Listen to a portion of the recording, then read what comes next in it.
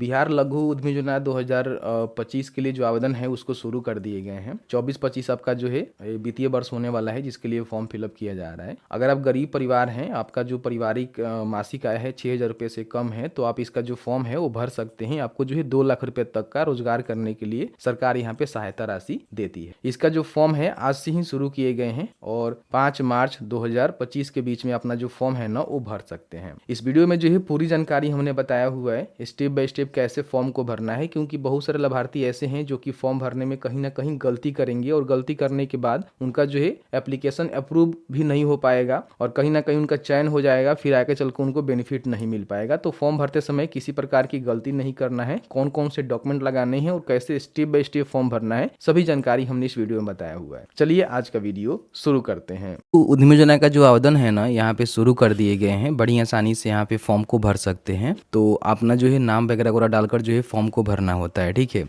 Form भरने से पहले आपको पता होनी चाहिए कि आपके पास जो है कौन कौन से डॉक्यूमेंट होनी चाहिए और कौन जो है व्यक्ति फॉर्म को भर सकता है। तो अप्लाई करने के लिए और ये सारी जानकारी को चेकआउट करने के लिए सबसे पहले आपको जो है शिक्षाबिंदु.com सर्च करना होगा। फर्स्ट में शिक्षाबिंदु.com का जो ऑफिशियल वेबसाइट है देखने को मिलेगा, यहाँ से ओपन कर लीजिएगा। यहाँ पे गवर्नमेंट स्कीम में देखिएगा तो आपको देखने को मिलेगा बिहार लघु उद्यमी योजना 2025, ठीक है। इसको आप यहाँ पे ओपन कर लेंगे तो इसमें सभी जानकारी आपको देखने को मिल जाएगा। जो भी गरीब परिवार होते हैं उनको जो है 2 लाख रुपये दिए जाएंगे रोजगार करने के लिए, ठीक है। और ये जो है 19 फरवरी से शुरू किया गया है। 5 मार्च 2025 से पहले जो आपको फॉर्म को भर लेना है, क्योंकि ऑफिशियल तौर पर इसकी जानकारी यहाँ पे निकल के आ चुकी है।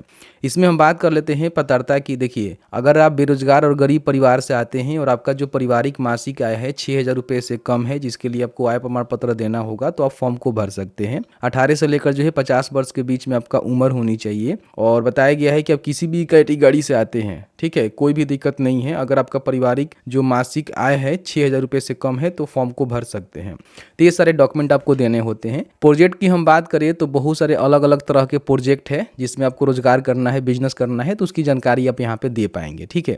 नीचे आएंगे तो यहाँ पे अप्लाई करने का जो है लिंक आपको देखने को मिलेगा, इस पर क्लिक करेंगे तो यहाँ पे फॉर्म भरने के लिए देखिएगा लॉगिन इन पंजीकरण का जो है बटन आपको देखने को मिलेगा। तो इसमें 2 स्कीम, मुख्यमंत्री उद्यमी योजना जिसमें आपको 10 लाख रुपए तक का लोन मिलता है, तो इसका आवेदन अभी शुरू नहीं किया गया है। लेकिन हाँ, बिहार लघु उद्यमी योजना का जो आवेदन है वो 2025 के लिए शुरू कर दिया गया है। तो इस पर क्लिक करेंगे। यहाँ पे देखिए पहले जो है खाता बनाने के लिए ऑप्शन आपको देखने को नहीं मिल रहा था, लेकिन अब यहाँ पे मिल गया है। तो इसका मतलब ये है कि आवेदन शुरू हो गया है। बड़ी आसानी से फॉर्म को भर सकते हैं। इस पर क्लिक करेंगे तो सबसे पहले आधार के अनुसार ही अपनी जानकारी यहाँ पे बतानी है। तो यहाँ पे जो अपना प्रथम नाम है, मध्य नाम है और अंतिम नाम है।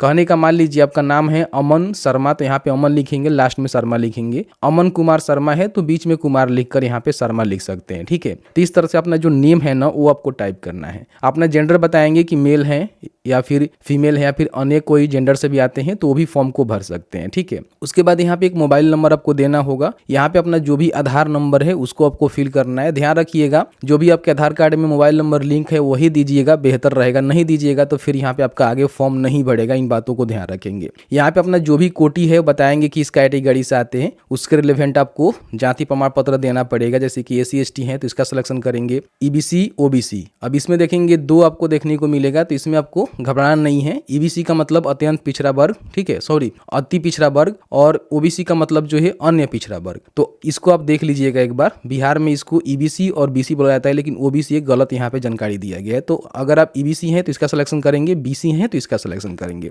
जनरल है तो इसका सिलेक्शन करेंगे। तो जो भी आपका कैटेगरी होगा उसका चुनाव जो है सही से करना है, नहीं तो आगे चल के फिर फॉर्म भरने से कोई फायदा नहीं होगा। यहाँ पे देखिए जिला का जो है सिलेक्शन करना है कि आप जो है किस जिले के अंतर्गत आते हैं, क्योंकि उसी जिले में आपको जो है रोजगार करना है। तो उस जिले का सिलेक्शन करेंगे। OTP प्राप्त करे के बटन पे क्लिक करेंगे कि आपने जो है अति पिछड़ा वर्ग का चयन किया हुआ है और आपका मोबाइल नंबर ये है। फॉर्म जमा करना है तो ओके करिए। अगर इसमें लगता है कि अपने मोबाइल नंबर या फिर जो भी अपना कैटेगरी है उसका गलत सिलेक्शन आपने किया हुआ है तो कैंसिल करके दोबारा आप चयन कर लीजिएगा। आपको लगता है सही है तो ओके के बटन पे क्लिक करना है। जैसे ही ओके के बटन पर क्लिक करेंगे तो आपका जो रजिस्ट्रेशन है ना इस तरह से देखेंगे सक्सेसफुल कंप्लीट होता है। ओके के बटन पर क्लिक करेंगे तो आपके नंबर पे जो है OTP सेंड किया गया है, ठीक है। उस OTP को यहाँ पे डालेंगे, सत्यापित करे के बटन पे क्लिक करेंगे तो इस तरह से देखेंगे देखेंगे आपका जो रजिस्ट्रेशन है ना सक्सेसफुल कंप्लीट हो जाता है। ओके के बटन पे क्लिक करेंगे। यहाँ पे अपना जो भी व्यक्तिगत जानकारी है उसको आपको फिल आउट करना है। सबसे पहले तो यहाँ पे अपना डेट ऑफ बर्थ बताएंगे। यहाँ पे देखेंगे ऑटोमेटिकली आपका जो उम्र है ना यहाँ पे बता दिया जाता है 18 से लेकर जो है 50 साल के बीच में आपका उम्र होनी चाहिए। यहाँ पे अपने पिता, पति या फिर जो भी अभिभावक है उनकी आप जानकारी यहाँ पे दर्ज करेंगे। कोई महिला फॉर्म भर रही है तो अपने पति का नाम देंगे। यहाँ पे जो है माता का नाम आपको लिखना है। यहाँ पे अपने कोटि जो है पहले सिलेक्शन कर लिया हुआ है तो इसमें आप बदलाव नहीं कर सकते हैं। जाति आपको बताना होगा कि इस कोटि के अंतर्गत जो है आप कौन से जाति से बिलोंग करते हैं, ठीक है, देख कर जो है सिलेक्ट करना है। यहाँ पे प्रोजेक्ट का नाम आपको देना है कि आप जो है किस प्रकार के बिजनेस करना चाहते हैं। यहाँ पे देखेंगे तो आपको जो है लिस्ट देखने को मिलेगा। जैसे मान लीजिए कुम्हार है, मिट्टी का बर्तन बनाना चाहते हैं, ठीक है, गुड़िया और खिलौना निर्माण करते हैं, ठीक है, जूट आधारित क्राफ्ट बनाना चाहते हैं, पत्थर की मूर्ति बनाना चाहते हैं, चमड़े का जूता बैग बनाना चाहते हैं एवं चार्जर रिपेयरिंग का काम करना चाहते हैं। IT बिजनेस का भी आपको देखने को मिलेगा। साइबर कैफे खोलना चाहते हैं, कंप्यूटर से रिलेटेड कोई दुकान वगैरह वगैरह करना चाहते हैं वो कर सकते हैं। यहाँ पे देखेंगे बहुत सारे अलग अलग प्रकार के जो है प्रोजेक्ट है, जिसमें भी आपका रुचि है ना उसका सिलेक्शन यहाँ पे करेंगे, ठीक है। व्यवसाय पेशा बताएंगे कि फिलहाल अभी आप क्या करते हैं, किसी प्रकार की व्यवसाय करते हैं या फिर कोई काम करते हैं तो बता देंगे, नहीं करते हैं तो लिख दीजिएगा मजदूरी करते हैं, ठीक है। अगर आप यहाँ पे दिव्यांग हैं तो यहाँ पे हाँ करेंगे, तो अपना जो भी जानकारी है उसको देना होगा। नहीं है तो सीधे यहाँ पे नहीं कर देंगे कि मैं दिव्यांग नहीं हूँ। यहाँ पे आधार कार्ड पे जो भी आपका एड्रेस मेंशन है, दर्ज है, उसके हिसाब से ही आपको यहाँ पे अपना जो एड्रेस है उसको मेंशन करना है, क्योंकि वेरिफिकेशन आधार के एड्रेस से ही किया जाएगा, ठीक है। यहाँ पे बताएंगे कि ग्रामीण है कि शहरी है। उसके बाद यहाँ पे अपना जो प्रखंड है उसका सिलेक्शन करेंगे, पंचायत का यहाँ से सिलेक्शन करेंगे। देखिए आपको देखने को मिल जाएगा सारे पंचायत यहाँ पे अवेलेबल है, और वार्ड नंबर यहाँ पे आप मेंशन करेंगे कितने वार्ड नंबर से आप आते हैं। यहाँ पे देखिए मासिक पारिवारिक आय आपको बताना है। जैसे कि मान लीजिए यहाँ पे बहुत सारे लोग फंसेंगे। देखिए जैसे कि आपने जो भी आय प्रमाण पत्र बनवाया हुआ होगा उसमें जो है आपका वार्षिक आय दिया गया होगा। किसी का 60,000 होगा, किसी का 70,000 होगा, ठीक है। 72,000 से अधिक रहेगा तो फिर आप एलिजिबल नहीं हो पाएंगे। इन बातों को ध्यान रखेंगे। तो जैसे कि मान लीजिए आपका 70,000 का बना हुआ है, ठीक है, तो उसके जो है भगे आप कर देंगे कितना, 12। उसके भगे आप 12 यहाँ पे करेंगे तो जो भी आपका निकलेगा वो मंथली आपका आय निकल जाएगा, मासिक पारिवारिक आय, ठीक है। तो उसको यहाँ पे आपको मेंशन करना होगा। परिवार के किसी सदस्य के नाम पर भूमि है, अगर है तो हाँ, नहीं है तो सीधे यहाँ पे नहीं कर देना है कि मेरे पास भूमि नहीं है, भूमिहीन है, लेकिन हाँ तो हाँ यहाँ पे जरूर दे दीजिएगा। परिवार के किसी सदस्य के पास पक्का मकान है, तो अगर हाँ तो हाँ, नहीं तो नहीं, ध्यान रखिएगा, ठीक है। उसके बाद क्या आपके किसी सरकारी योजना के तहत घर मिला हुआ है, अगर मिला हुआ है तो हाँ, नहीं मिला हुआ है तो नहीं करेंगे। क्या आपके परिवार में किसी सदस्य को मुख्यमंत्री उद्यमी योजना का लाभ प्राप्त है, अगर मिला हुआ है तो आप इसका बेनिफिट नहीं ले सकते हैं, मिला है तो हाँ, नहीं मिला हुआ है तो ना करेंगे। क्या आपके परिवार में किसी सदस्य के पास सरकारी नौकरी है, अगर होगा तो फिर आप बेनिफिट नहीं ले सकते हैं, नहीं है तो यहाँ पे नहीं ही बताना है। परिवार में कोई सरकारी योजना से मानदेय प्राप्त की, यथा आंगनबाड़ी, आशा इत्यादि, तो अगर हाँ तो हाँ, नहीं तो नहीं। आपके परिवार में कोई जनप्रतिनिधि के सदस्य हैं, तो हैं तो यहाँ पे हाँ करेंगे, नहीं है तो नहीं करेंगे। परिवार के किसी सदस्य के पास जन वितरण प्रणाली है, डीलर वगैरह वगैरह का लाइसेंस मिला हुआ है, तो हाँ, नहीं तो नहीं। यहाँ पे देखिए नहीं ही करना है, बेसिकली आप अपने कंडीशन के अनुसार देख लीजिएगा। आपके पास कौन सा वाहन है, 2 पहिया सभी के पास होगा, 4 पहिया सभी के पास नहीं होता है, और 4 पहिया वाहन से ऊपर आपके पास भी गाड़ी है तो बता सकते हैं। नहीं है तो कोई भी नहीं कर सकते हैं। अगर 2 पहिया है तो बता दीजिएगा, बेहतर रहेगा। नहीं है तो यहाँ पे कोई नहीं कर दीजिएगा, वो आपके ऊपर निर्भर करता है। उसके बाद जमा करे के बटन पे क्लिक करेंगे तो इस तरह से सक्सेस हो जाएगा। इसका मतलब ये है कि आपने जो व्यक्तिगत जानकारी है उसको फिल आउट कर दिया हुआ है। ओके के बटन पे क्लिक करेंगे। अब यहाँ पे आपके पास जो भी अकाउंट है ना उसकी जानकारी आपको भरना है। तो सबसे पहले तो बैंक का नेम आपको लिखना है कि आपका जो है कौन सा बैंक में खाता है, ठीक है। जैसे कि मान लीजिए आपका स्टेट बैंक ऑफ इंडिया में है तो इस तरह से आप लिखेंगे स्टेट बैंक ऑफ इंडिया, या फिर हो सकता है कि किसी और बैंक में भी आपका खाता होगा। उसका जो शाखा का नाम है बताएंगे कि आपका जो बैंक ऑफ इंडिया में खाता है वो कौन से ब्रांच में है वो बता देंगे। उसका जो IFSC कोड है यहाँ पे लिखेंगे। बैंक में जो है शेष राशि कितना है, अभी आप अपने बैंक अकाउंट चेक करेंगे, देखेंगे कि उसमें जो है आपका फिलहाल कितना पैसा बचा हुआ है वो आपको बताना है। देखिए यहाँ पे जो है पैन कार्ड नंबर भी आपको देना है, ध्यान रखिएगा। उसके बाद यहाँ पे अपना जो भी अकाउंट नंबर है जिसकी जानकारी आप दे रहे हैं उस अकाउंट नंबर को यहाँ पे डालेंगे, और अपना जो भी खाता संख्या है ना उसको पुनः यहाँ पे डालना है, यानी कि 2 बार आपको खाता संख्या डालना है।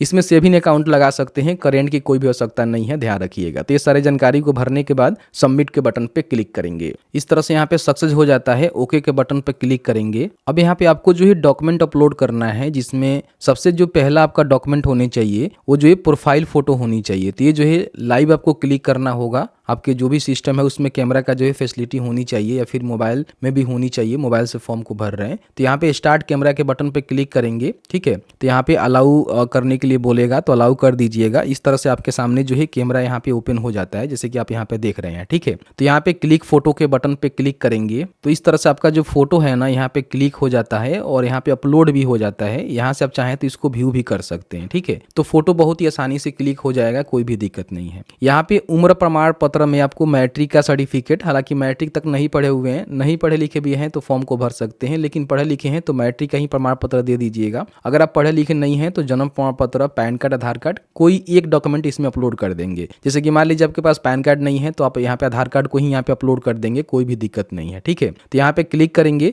2 KB से जो है कम इसका फाइल साइज होनी चाहिए। JPG, PNG या फिर PDF में रहेगा तो आप यहाँ पे इजीली अपलोड कर सकते हैं। तो यहाँ पे क्लिक करेंगे, चूज करेंगे, अपलोड के बटन पे क्लिक करेंगे। डॉक्यूमेंट भी इस तरह से अपलोड हो जाता है और जो भी डॉक्यूमेंट अपलोड करेंगे ना उसको यहाँ से व्यू भी जरूर कर लेंगे। उसके बाद यहाँ पे आवासीय प्रमाण पत्र आपको देना होगा जो कि 1 साल के अंदर का ही होनी चाहिए, तो यहाँ भी इसको अपलोड कर देंगे। सेम वही प्रोसीजर रहेगा अपलोड करने का। यहाँ पे अपना जो पैन कार्ड है ना वो आपको देना है, हालांकि ये ऑप्शन है, ऑप्शनल है, आपके पास नहीं है तो आप इसको छोड़ भी सकते हैं, क्योंकि देखेंगे तो यहाँ पे स्टार मार्क नहीं लगा हुआ है, लेकिन यहाँ पे लगा हुआ है तो इसको छोड़ दीजिएगा। पैन कार्ड नहीं होगा तो यहाँ पे जरूर आपको दर्ज कर देना है। जाति प्रमाण पत्र आपको देना है, जिस भी कैटेगरी से आप आते हैं, SC ST हैं, OBC हैं, या फिर SC ST हैं, BC हैं, या फिर मान लीजिए जनरल में आप किसी प्रकार की कोई भी आप कैटेगरी से आते हैं तो अपना जो जाति प्रमाण पत्र है आपको यहाँ पे अपलोड करना होगा।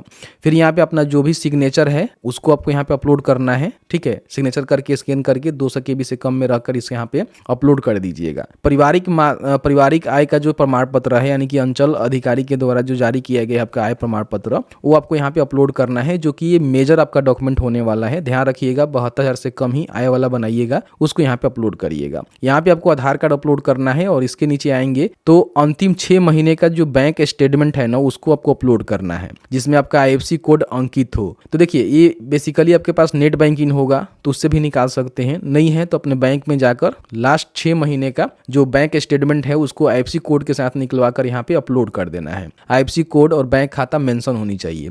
तो आपके पास पासबुक होगा तो उसका जो प्रथम पृष्ठ होता है उसमें देखेंगे तो आपका फोटो भी रहता है, आपका अकाउंट नंबर भी रहता है, IFSC कोड भी रहता है, तो वही आप चाहें तो अपलोड कर सकते हैं, या फिर आपके पास रद्द चेक है, बैंक स्टेटमेंट है तो उसको भी अपलोड कर सकते हैं। तो दोनों डॉक्यूमेंट बैंक से ही संबंधित है, लेकिन यहाँ पे आपको स्टेटमेंट देना है 6 महीने का अंतिम लास्ट वाला, और यहाँ पे अपना जो भी रद्द चेक है, पासबुक है, उसमें से कोई एक डॉक्यूमेंट आप, या फिर चाहें तो बैंक स्टेटमेंट भी आप यहाँ पे अपलोड कर सकते हैं। तो सारे डॉक्यूमेंट आपको अपलोड करने के बाद सबमिट करने से पहले डेटा फॉर्म की जांच करे के बटन पे क्लिक करेंगे। क्लिक करने के बाद आपके सामने जो प्रीव्यू का ऑप्शन है ना देखने को मिलेगा, जिसमें आपने जो भी जानकारी को फिल आउट किया हुआ है ना उसको यहाँ पे ध्यान से आपको देख लेना है। अगर इसमें किसी प्रकार की एडिशन करना है तो यहाँ पे क्लिक करके जो है एडिट भी कर सकते हैं। यहाँ पे आपका बैंक अकाउंट डिटेल्स रहेगा और यहाँ पे आपका जो भी डॉक्यूमेंट वगैरह है वो आपको देखने को मिलेगा। अगर आपने डॉक्यूमेंट कोई यहाँ पे व्यू करके देख रहे हैं और गलती आपको लग रहा है तो आप यहाँ पे इसको यहाँ से सुधार कर सकते हैं। ठीक है, सभी चीज को सुधार करने के बाद कंफर्म होने के बाद कि मैंने जो भी जानकारी डाला हुआ है वो जानकारी सही है, तब जाकर जो है फॉर्म को यहाँ पे जमा करना है, तो आपका जो फॉर्म है ना